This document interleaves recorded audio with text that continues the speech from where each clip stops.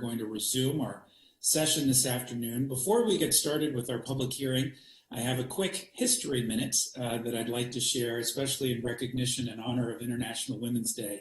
And I do want to thank Montgomery History for their partnership and alliance. I continue to feel strongly, as I know all of my colleagues do as well, that we must learn from our past so that we can move forward. So this is the story of Miss Lavinia Margaret Engel, a Montgomery County resident who was born in 1892.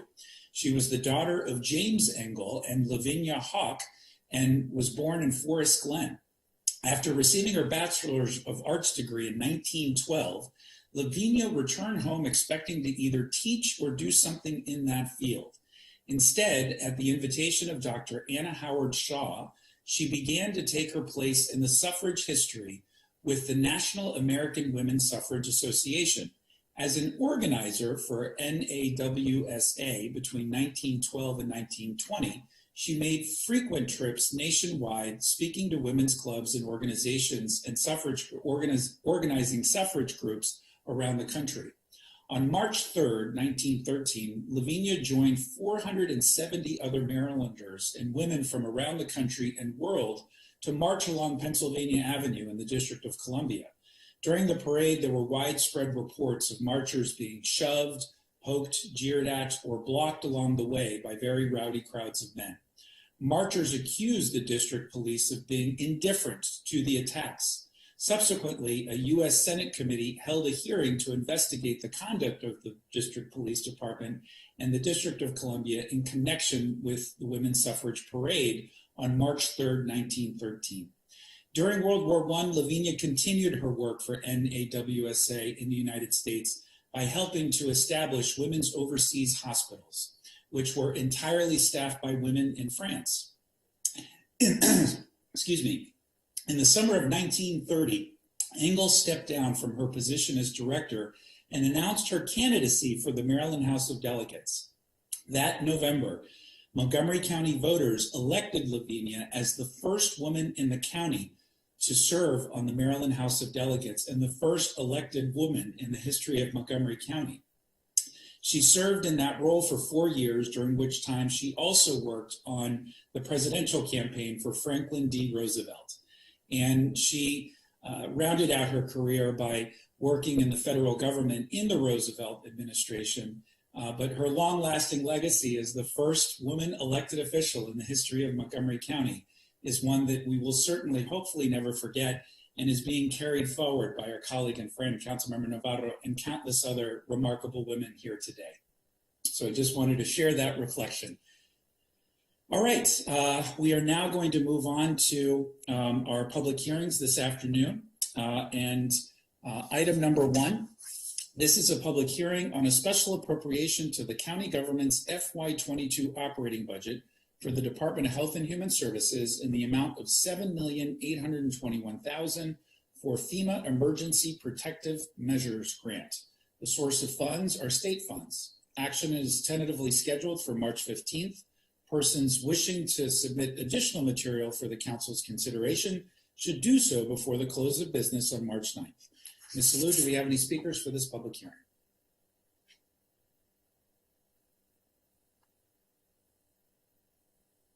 There are no speakers for this public hearing. Then this public hearing is now closed. Moving on to item number 6. This is a public hearing on a special appropriation to the county government's FY22 operating budget, again for the Department of Health and Human Services, in the amount of $224,956 for newcomers enhancements and assistance. The source of funds is the general fund, undesignated reserves. Action is tentatively also scheduled for March 15th. Persons wishing to submit additional material for the council's consideration should do so before the close of business on March 9th. Ms. Salou, do we have any speakers for this public hearing? There are no speakers. Then this public hearing is now closed. That moves us on to item number 7. This is a public hearing on the special appropriation to the FY22 operating budget for the Housing Opportunities Commission non-departmental account in the amount of $3 million. The source of funds is the general fund undesignated reserves.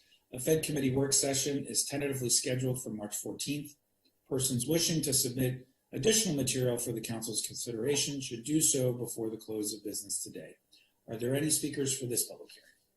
There are no speakers for this public hearing. And this public hearing is also now closed. The next two items are public hearing and action.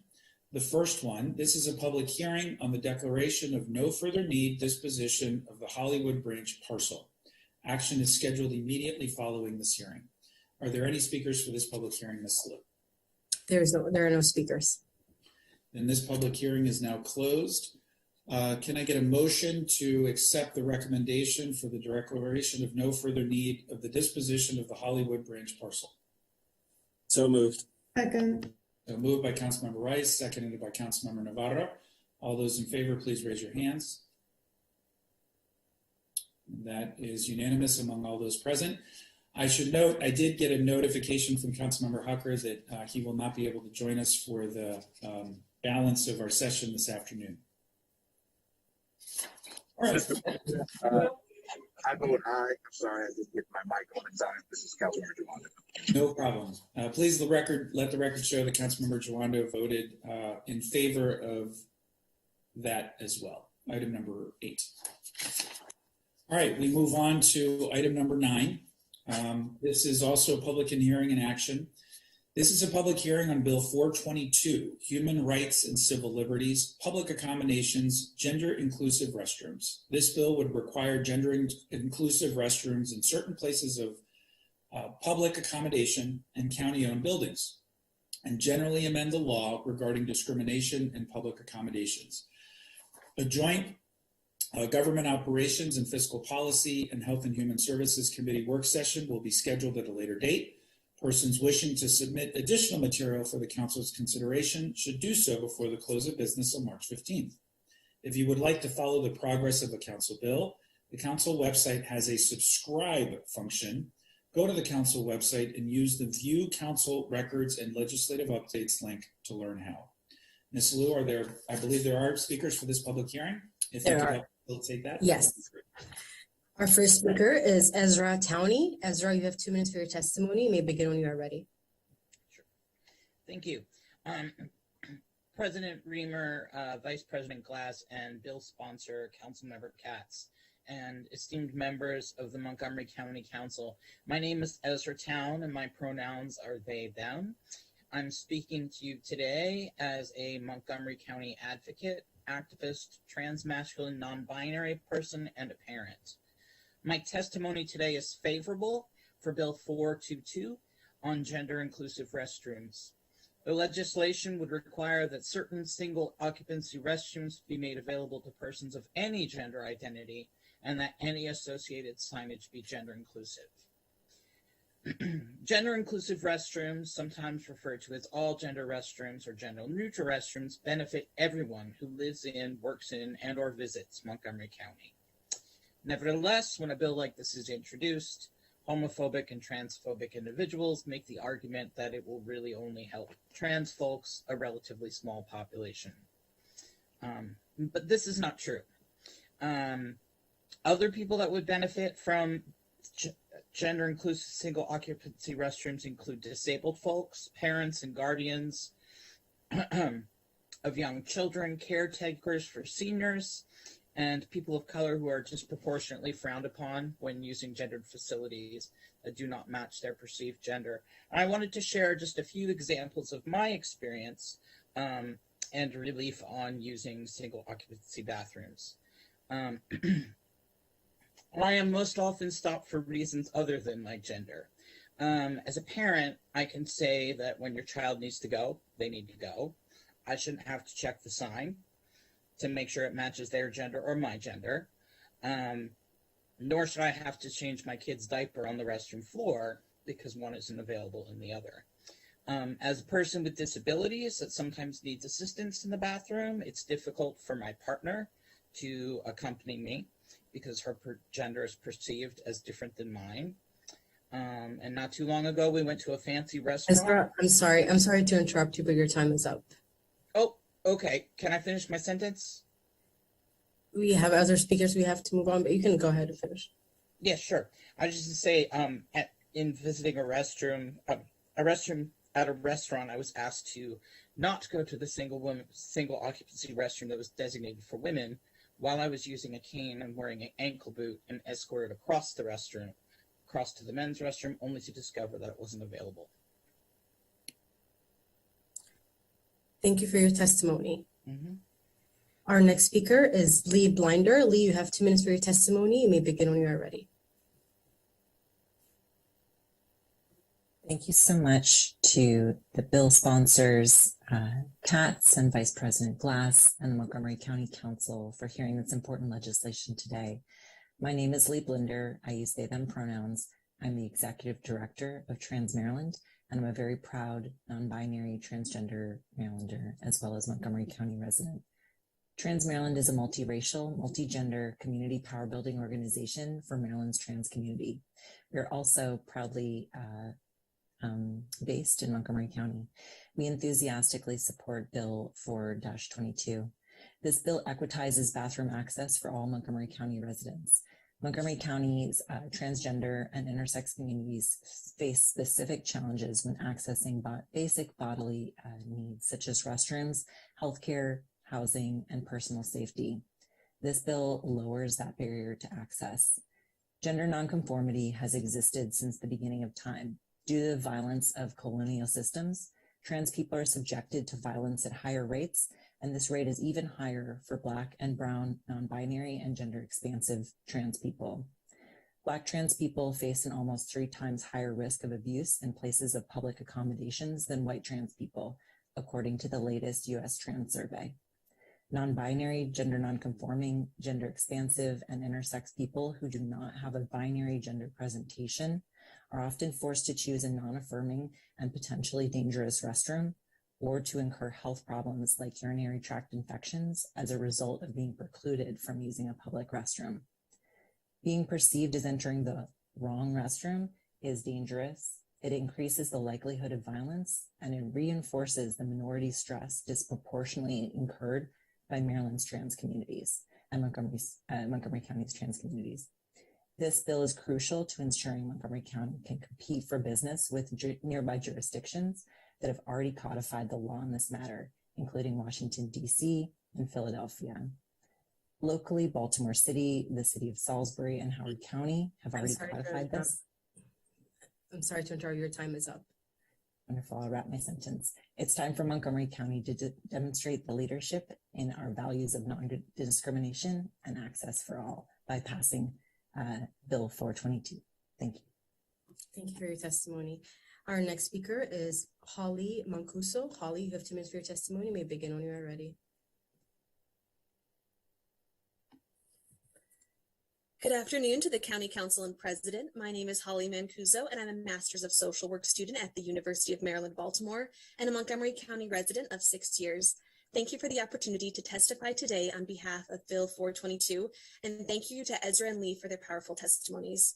Council members, have you ever felt like you don't belong, like others don't want you around or would prefer if you simply went away? Or have you been pressured to conform and hide a part of yourselves to make others comfortable? Have you been in public and felt awkward or unsure of where to go? These hypotheticals are the reality for many in our county who are forced to use non-gender inclusive restrooms. People should not have to worry about being judged or regarded with suspicion based on which bathroom they use. Single-user restrooms that are open to everyone would help alleviate some of the stress and stigma by ensuring that all people have a safe, private, and available place to use the bathroom. This issue on the surface is about signage, which some may say is not that important or significant. However, a sign is not only tangible, but also representatives.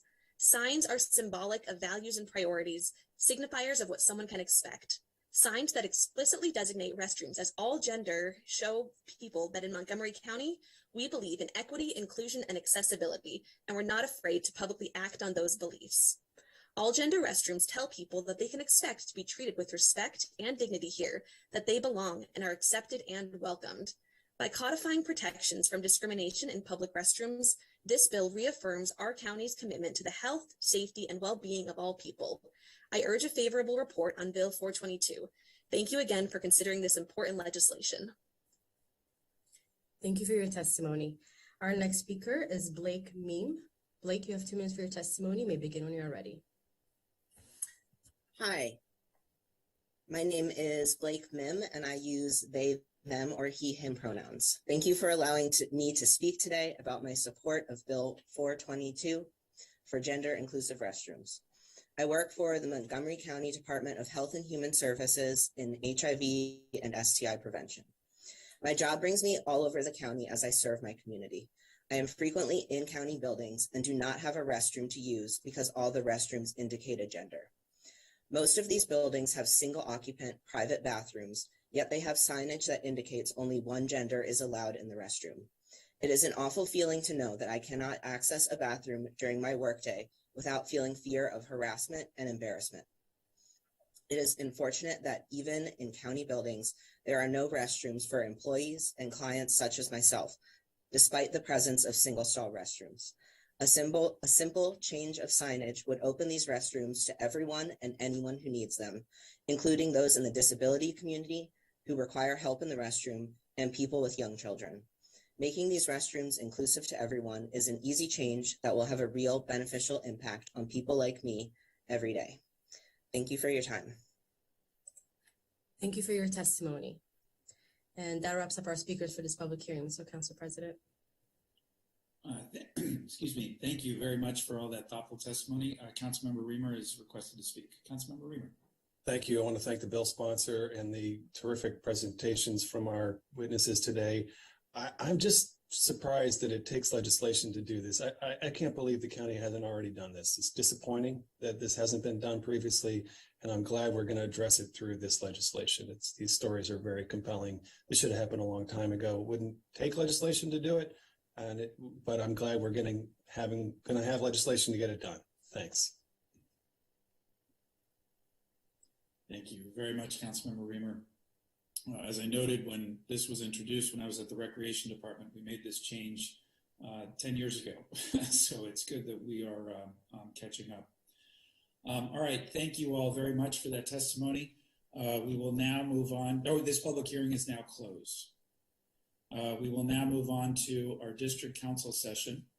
And we will start with item A, which is an action on zoning text amendments, 2110, accessory structures, use standards. The Fed Committee recommends approval. This was staffed by Ms. Nadeau, but I will turn it over to Chairman Reamer to describe the Fed Committee deliberation. Okay, thank you so much. We fortunately have 3 items today that should be very easy. The first is this legislation introduced by Councilmember Friedson and Councilmember Duando. It's consistent with the intent of the accessory dwelling unit zoning change that the council adopted unanimously a couple of years ago. The basic impact of what we have before us is when we said that a detached structure could be 50% of the footprint of the main structure, we meant for that to apply to any and all attached structures combined. And that wasn't precisely clear, so a person could have multiple backyard structures that together add up to be quite a lot. And surely people are going to do that if they aren't already. So this just fixes that and ensures that, generally speaking, there will be a limit to how large the combined structures could be in a yard. And with that, I don't know if the sponsors want to make a comment, and then we can go to Ms. Nadeau.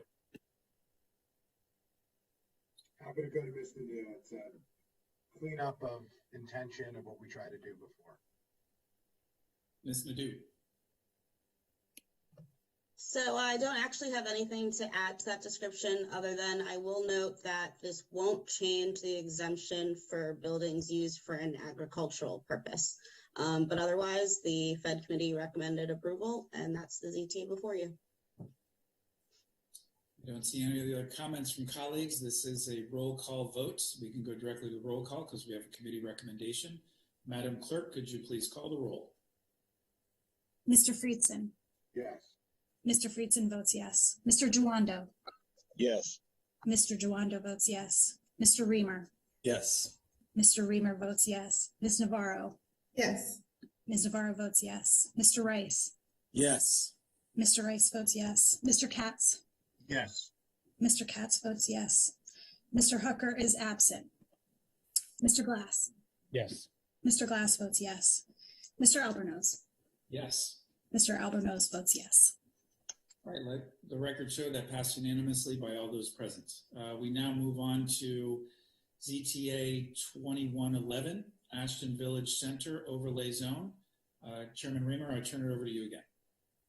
Okay, as I have often done when we take these up, I'm just going to provide the big picture here because it takes a long time. It took me a long time to understand this process.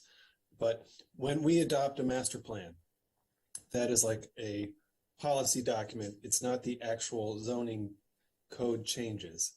And we follow up a master plan sometime later with the actual zoning code changes that reflect the policy decisions made in the master plan. We don't make new decisions. We simply reflect the decisions that were made in the master plan. It creates some confusion because at times we get community members who are seeking some kind of change perhaps in the zoning amendment from what was adopted in the master plan. I mentioned this particularly this year. We have the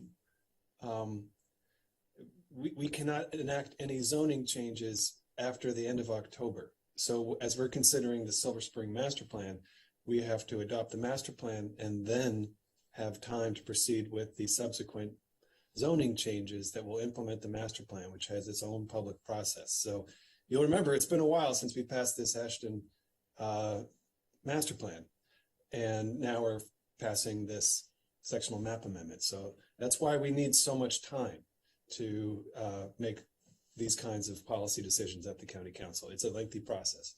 Having said that, I will turn it over to council staff. If there is anything substantive that needs to be noted about the sectional map amendments, that reflect the decisions that we made in the master plan. So to Levu, Ms. Nadeau, and Ms. Dunn. So there's not much to add here. The majority of the ZTA actually removes a lot of language. So it shortens the definition of the purpose of the overlay zone, and then it removes sections on sewer, lists of prohibited uses, and then some development standards as well as parking standards. The reason those provisions are removed is they're covered by the CRN zone, which is now in that area. So otherwise, the Fed committee was a recommendation for approval. There's planning staff here if there are any additional questions. I don't see any questions from colleagues. So then this has again, a committee recommendation. So we can go directly to the roll call. Madam Clerk, could you please call the roll? Mr. Friedson? Yes. Mr. Friedson votes yes. Mr. Duwando? Yes. Mr. Duwando votes yes. Mr. Reamer? Yes. Mr. Reamer votes yes. Ms. Navarro? Yes. Ms. Navarro votes yes. Mr. Rice? Yes. Mr. Rice votes yes. Mr. Katz? Yes. Mr. Katz votes yes. Mr. Hooker is absent. Mr. Glass? Yes. Mr. Glass votes yes. Mr. Albornoz? Yes. Mr. Albornoz votes yes. All right, let the record show that that passes unanimously among all those present, which takes us to the final item in the district council session, which is item C. This is a sectional map amendments, SMA H144, to implement the zoning recommendation of the approved and adopted Ashton Village Center Sector Plan. Fed Committee recommends approval. Chairman Reamer, turn it over to you again. Thank you. So we previously just adopted the overlay zone, which implements the master plan. This is the sectional map amendment that implements the master plan. And so I think it would be a good time to vote on it. All right, no comments. Ms. Nadeau, did you want anything? Nope, nothing to add. All right, then this is also a Fed Committee recommendation for approval. We can go directly to the roll call. Madam Clerk, could you please call the roll? Mr. Friedson? Yes. Mr. Friedson votes yes. Mr. Duwando? Yes. Mr. Duwando votes yes. Mr. Reamer? Yes. Mr. Reamer votes yes. Ms. Navarro? Yes. Ms. Navarro votes yes. Mr. Rice? Yes. Mr. Rice votes yes. Mr. Katz? Yes. Mr. Katz votes yes. Mr. Hucker is absent. Mr. Glass? Yes. Mr. Glass votes yes. Mr. Albornoz? Yes. Mr. Albornoz votes yes. All right, let the record show that this passes unanimously as well. Well, colleagues, I have good and bad news. The good news is we are being very expeditious with our time, and we have now gotten through our district council session and public hearings, which did not have as many public speakers as we had anticipated, and so we are running very early, but so early, in fact, that the candidates for the interview positions for the Police Advisory Commission have not yet joined us. So unfortunately, we're going to have to take a little bit of a recess here until we come back at 3 o'clock to complete those interviews. And one of the three candidates has withdrawn their name for consideration. So we will only be interviewing two candidates this afternoon, which will help speed things up a little bit. So apologies, but we are going to have to adjourn until 3 o'clock when we come back and conduct those interviews. No apologies for operating efficiently, Mr. President. Yes. All right. Thanks, everybody. We'll see you back at 3 o'clock.